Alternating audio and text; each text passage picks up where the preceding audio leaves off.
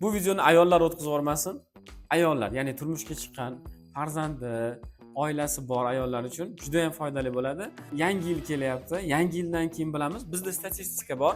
Ya'ni sanatoriyalarimizda oxirgi 10 yillikda yanvarning birinchi yarmida asosan 80-90% erkaklar keladi. Siz yangi yilga xo'jayiningizga nima sovg'a qilmoqchisiz?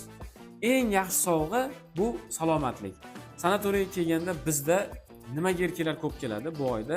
Birinchi navbatda ishxonasidan va kundalik turmush tarzidan dam olib, ham sog'lig'ini tiklayman degan erkaklar juda ham ko'p keladi.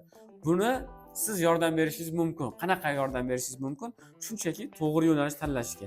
Hozir misol uchun o'zingizni, xo'jayiningizga, turmush o'rtog'ingizga yaxshi bir sanatoriyani, Chimyon chashmasi, Koinot Kapsarini tavsiya qiling. Bizda nimaga imенно shu sanatoriyalar? Chunki bizda erkaklarni davolash uchun, ya'ni urologlar va kerakli davolash metodlari yo'lga qo'yilgan. Ham toza havo, ham dam olish, hordiq chiqarish va shu bilan birga erkaklarni yaxshi muolaja qilish yo'nalishlari bor. Hoziroq pastdagi nomerlarga telefon qiling, plus belgisini qoldiring, biz sizga tez orada aloqaga chiqamiz.